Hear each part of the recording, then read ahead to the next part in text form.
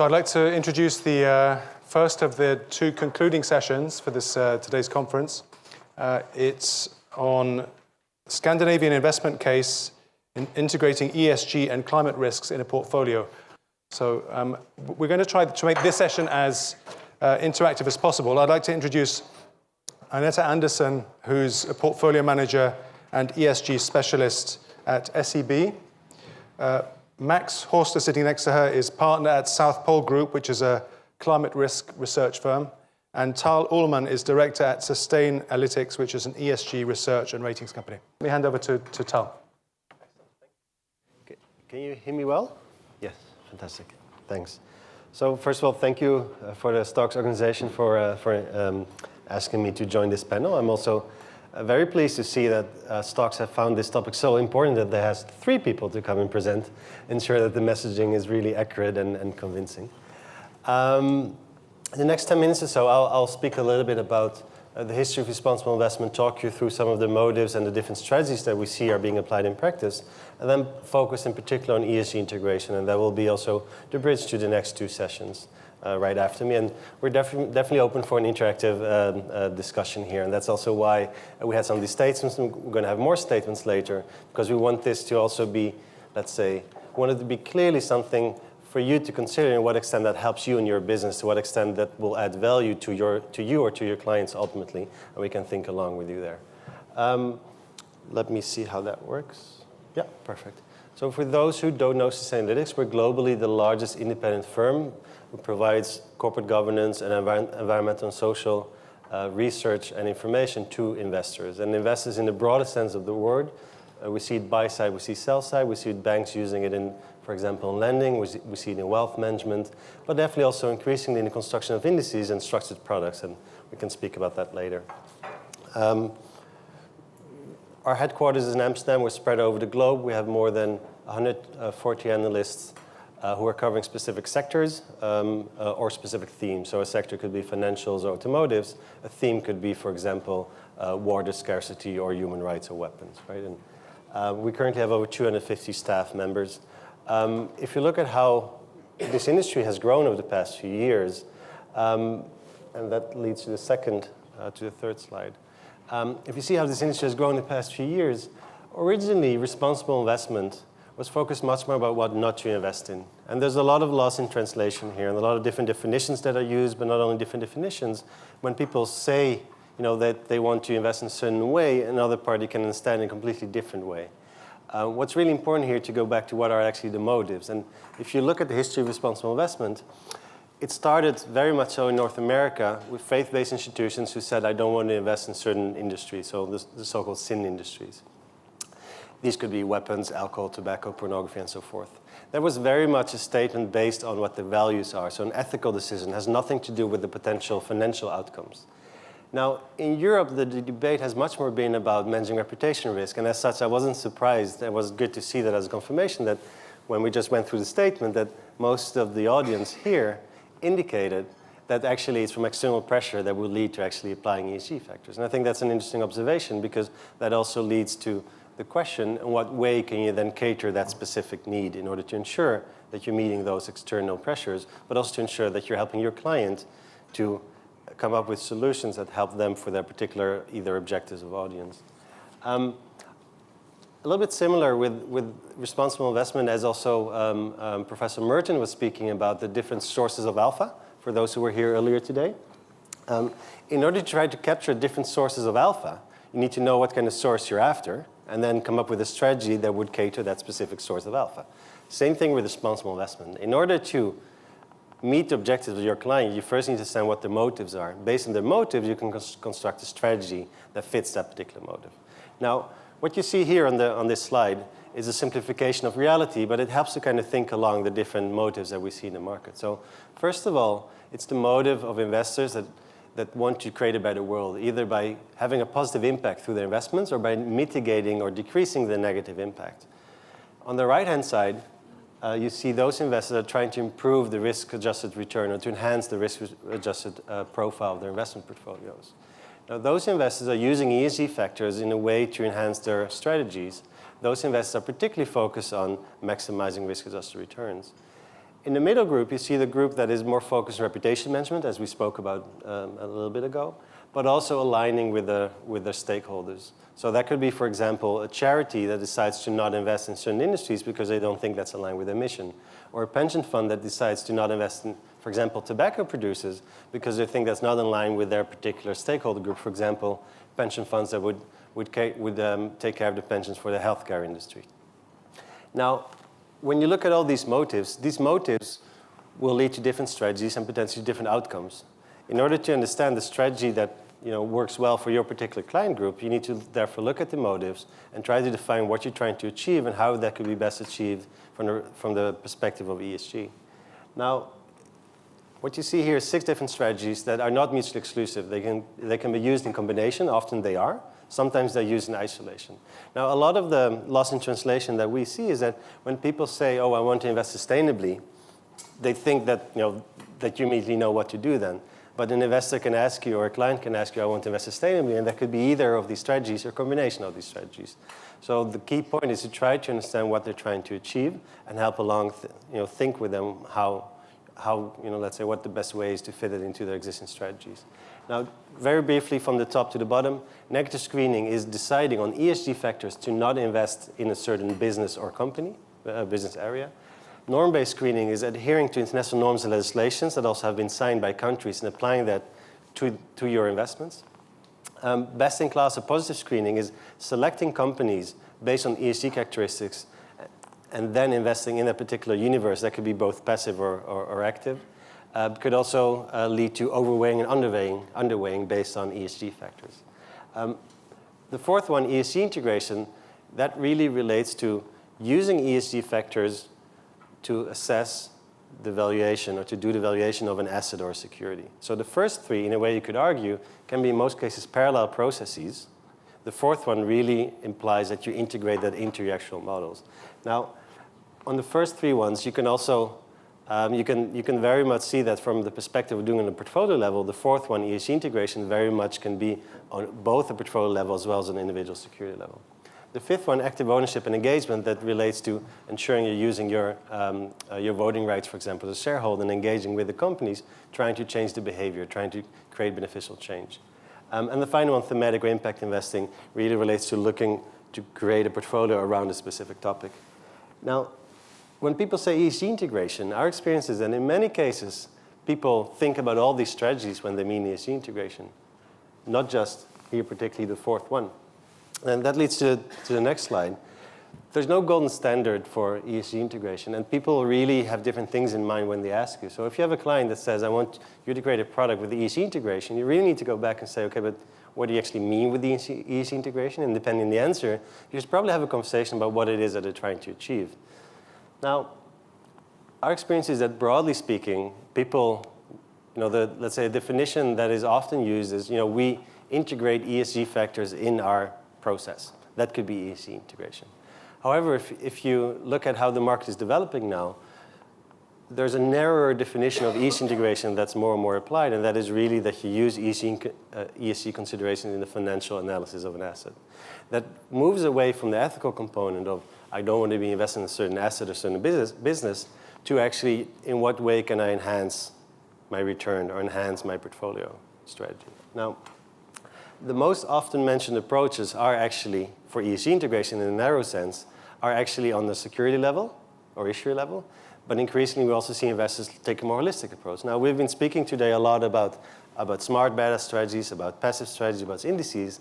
If anything fits well within smart beta or index approach, is that you look on a portfolio level of ESG integration and try to understand where ESG exposure that you're creating through the indices or through the portfolio that you've created, where these exposures can actually hamper returns on the longer term. And then increasingly we're seeing parties experimenting with that. Now, what's really important to understand that the way you would integrate those factors would really depend on the strategy that you have either already designed or that you're about to design. There's a huge difference between active and passive, huge differences if it's a quant strategy or qualitative strategy. It also depends on the asset classes. So there's no one size fits all. If anything, it should be a conversation about how it adds value to existing processes. And we spoke about in some of the sessions earlier today about the various factors that you have. you should really see ESG integration increasingly, that's what your client base will be expecting from you, as one component within a larger set of components that you apply within your strategies. A question that we're often asked is, to what extent can the ESG analysis take, for example, Volkswagen? To what extent could you have predicted, what was going to happen? The answer is, like for most types of research that you have in the market, the answer is that's really difficult, right? You have anecdotal evidence, but it's really difficult to predict. If anything, ESG factors are increasingly seen as a risk factor. It's really hard on the opportunity side. On the risk side, you see that there are more and more indications that can help you to understand the risk in your portfolios and to manage them. And finally, and then I'm open for questions, but otherwise we'll hand off to the next one. Broad adoption has not been taking place yet. There's more talk than walk. That is not intentionally. It's not because people are lagging. It's because people are looking around and trying to see what works well. They want to be sure that what they're doing fits their clients. There's also a lot of experimenting going on, right? So on a small scale, we'll see institutions now trying to see how it could be fit into their existing models and then slowly expanding that within their client base. I know that in a little bit, Annette is going to speak also particularly what SEB is doing in that sense. And we're more than happy to have a discussion then. First of all, if you look at the quality of the information available on these issues, you see a difference between developed markets and emerging markets. Having said that, within emerging markets, it's just too simple of a term to use. You see that in some markets, you see fantastic information being available. Take, for example, Brazil, take South Africa. So there's a lot of information to base analysis on. That's in general kind of if you look at the globe. But even more than that, we see a huge amount of information having become available in the past few years. If you would have taken a snapshot of a few companies, take them today and take them 10 years ago, the amount of information available today on sustainability and ESG disclosures is uncomparable. So there's much more information today than a couple of years ago to actually base your analysis on, and also therefore it's much easier and more effective to actually integrate it in your strategies. I will skip this. So good afternoon, my name is Maximilian Horster. I'm with a company called South Pole Group. And we are actually climate change specialists. We are the largest climate change specialist out there. We are 150 people in 17 offices around the world. So one office is here in London. I have 2 colleagues in the room here. And we do basically 2 things. We measure climate and sustainability impact for around 1,000 clients, companies, governments, agencies, and we help reduce climate impact.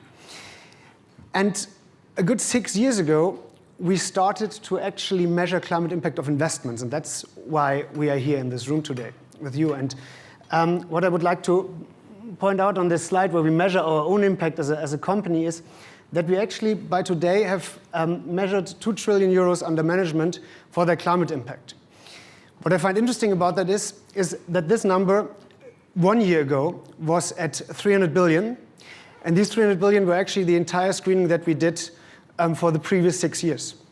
So what we see in this space is that investors are increasingly interested in climate change, and it's a dramatic change. So it's not a gradual development, it's actually a rapid increase. And I would like to talk for the next 10 minutes about why that is and how we see the market there. And that's maybe new to some of you, maybe interesting. It's relatively latest developments, so in line with the theme of this conference. So 6 years ago when we started, there were some mission-based investors who wanted to know, is our mission in line with the way we invest our money? So there were church investors who said, are we investing our money in the line with what we want to achieve as an institution? And so they asked us, are we helping or harming the climate? And so these were our first clients that we had. And it all started with so-called investment carbon footprint. So you measure the carbon footprint of an investment portfolio against a benchmark. This changed about 2-3 years ago when all of a sudden mainstream investors got interested in that. And where we are right now is that basically investors try to understand what is the climate impact of our investment. So this is kind of on this learning curve that we show here. By running carbon footprints, by doing deeper analysis on portfolios, integrating data into their investment process, to then, after they understand, to act upon that. And I prepared 5 statements on this topic that I would like to share with you, and then hopefully get some of the opinion of the panel and your opinion on that. My first statement is then that climate change is actually decoupling from the broader topic of ESG. So while, as I told you initially, we were working with investors that you would see as typically ESG investors, investors that are focusing on non-financial elements as well as financial elements in their investment decision. Now we actually have more clients who probably wouldn't know what ESG means or probably know what it dissolves into, but not to the depth of Tal's explanation, but are concerned about the topic of climate change. That has a wide variety of reasons. I want to give you one. So this is a statement from COP21, the climate conference that happened end of last year, where 196 countries, basically every country in the world, agreed to curb greenhouse gas emissions to stay within a 2-degree warming scenario, 1.5 to 2-degree warming scenario. Our economy out there is currently geared towards 6 degrees warming, right? So what that means is if politics get their act together, that means that the economies have to change, companies within the economy have to change, and societies have to change. We have to change the way we consume, the way we travel, and so on. So there is basically this idea that going forward, our economy will look quite differently if these countries do what they committed to. And that actually causes certain implications for investors right now, and it's starting very much in the institutional space, where investors say, well, if this is really happening, do my investments, as I have them right now, still make sense? What are major risks when companies that are currently geared towards 6 degrees warming have to operate within a 2-degree warming scenario? And where are investment opportunities? Because what came with COP21 was basically the commitment of 196 countries to invest €1 trillion a year into an area that currently sees no inflows whatsoever. So there is an opportunity to co-invest into that. And that is currently being looked at by investors. My second statement is that every investor will have to take a view on climate change. And I would say that will probably happen over the next year. So what we saw in the past was that investors said, yeah, climate change, topic for the church investors and maybe some others, but not for me. It seems now that investors have to take a stand, at least develop a view, and that is happening as we speak. And let me go back to COP21 quickly and why that is linked to that. So these 196 countries basically agreed that they will make, and that's in the Article 2.1c in the agreement, that they will make finance flows consistent with a pathway towards low greenhouse gas emissions.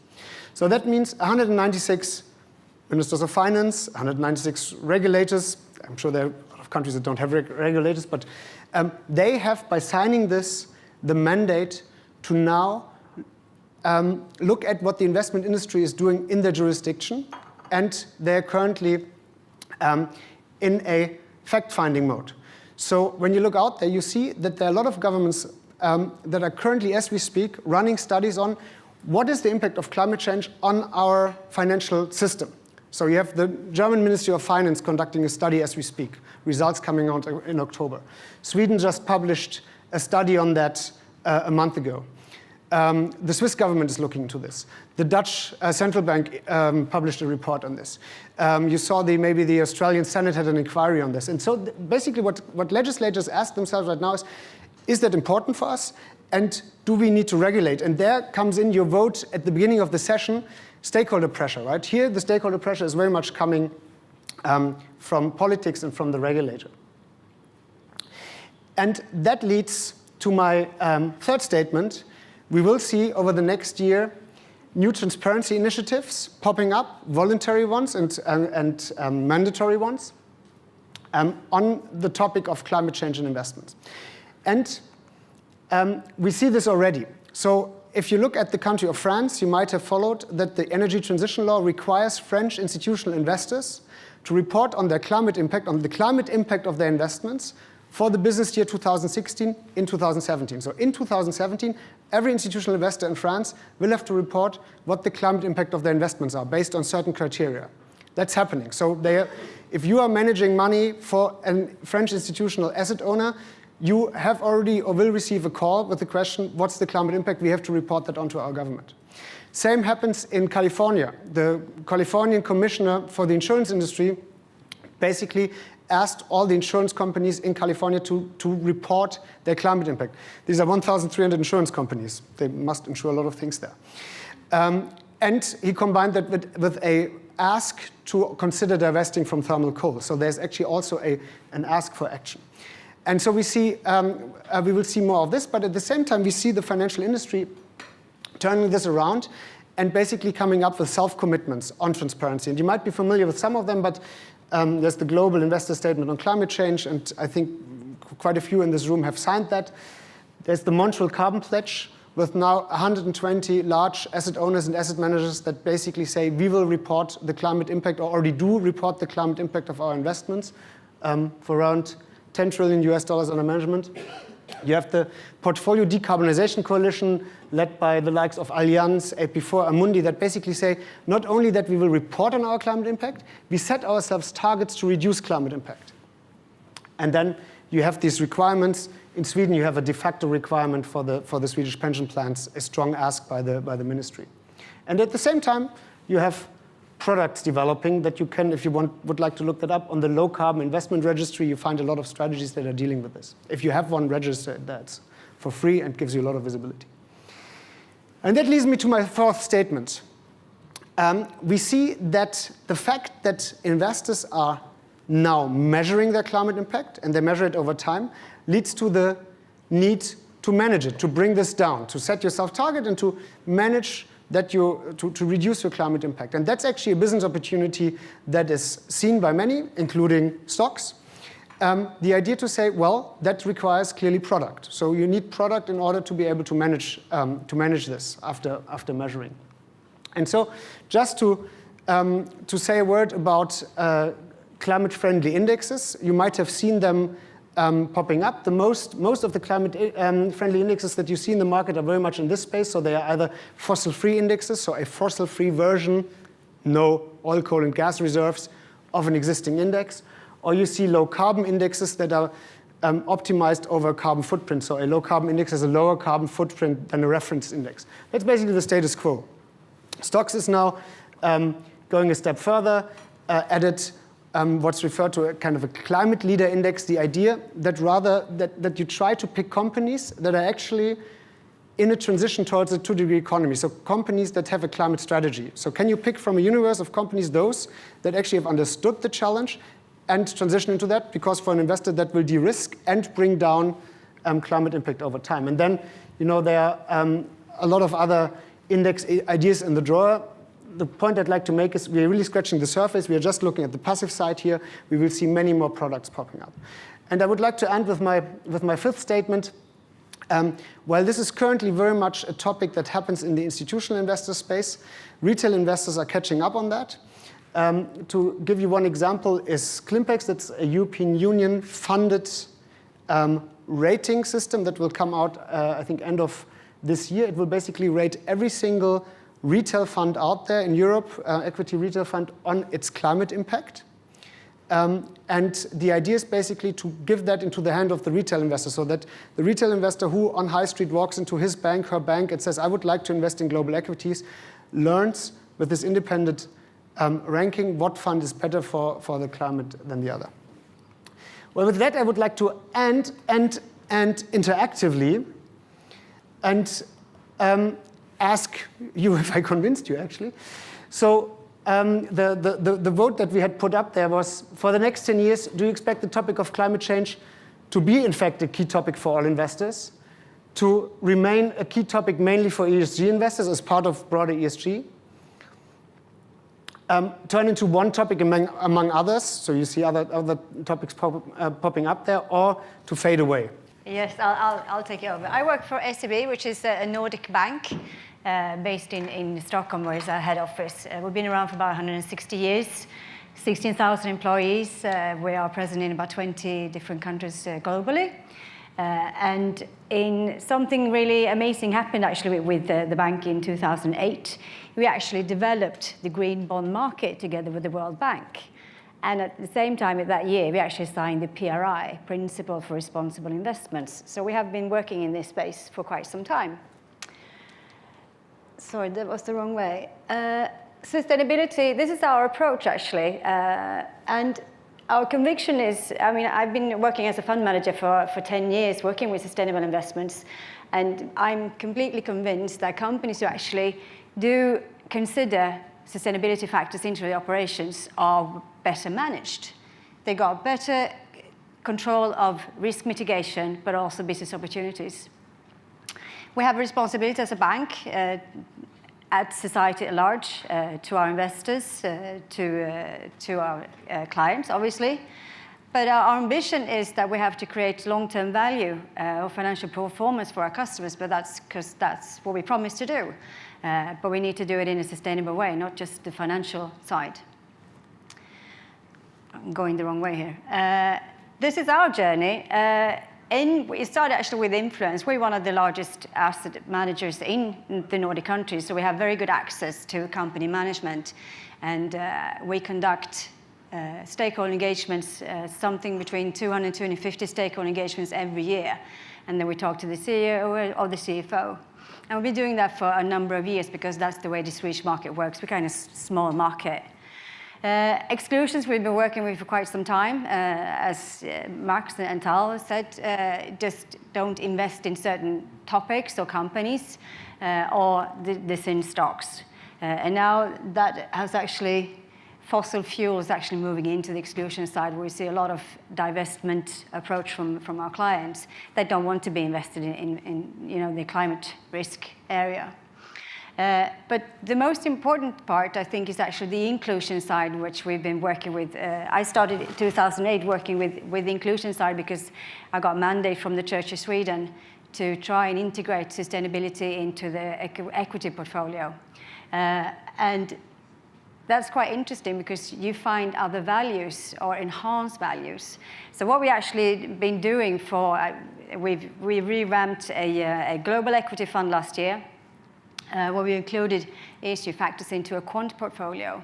I'm going to finish with the numbers. I'm not going to go into those straight away. But that fund manager actually got that assignment, said that this is going to hurt performance. I don't really want to do it, but fair enough, I'll give it a try. And at best, it's just going to be neutral on the performance side. But after doing back testing, he actually realized that it enhanced performance. So he actually went from, I don't want to do this, to saying that this is the most important thing I've done in my life, which is quite interesting to see. Inclusion, yes. And we focus, the ESG topic or sustainability topic is really, really big. So we decided that we have to focus somewhere, so we started to focus on the environment. Why? Because it's a big topic, and also with the COP21 and also with the new Sustainable Development Goals as part of that. And we know the companies need to work for it, but also it's got to do with data and data quality, because in the ESG space, as you were saying, 10 years ago, the quality of data was just not there because companies didn't report, or if they did report, the quality was quite poor. But in the last few years, that has actually changed. And what we found was that on the environmental side, the quality of data was a lot better than the social side or on the governance side. We do believe that climate change is real and is happening, and companies need to address that. I mean, if we talk to mining companies, water scarcity is a major issue. And also in the retail space, these companies need to mitigate this risk and look at other ways to find ways to do business. We actually highlighted 3 themes, which is climate change, toxic pollution and waste, and natural resources. And why we did this? Well, basically with backtesting 3, 5, and 7 years, we consider these 3 factors together with an overall score actually enhance performance. So it's quite simple. Why do they enhance performance? Because, to be quite honest with you, we don't really know the why. We can just see the numbers. And probably it's because they have better control of the risk mitigation and business opportunities. And the why is still out there to try and find. This is the fund. This is the Swedish word, Hållbarhetsfond, Sustainability Fund. Just to give you an idea, I'm just not going to go through the numbers, but you can see that it's outperformed the index. This index is the ordinary index. It's not been changed at all. So we actually, it's the stock market. And as you can see, it's outperformed. Pleasure.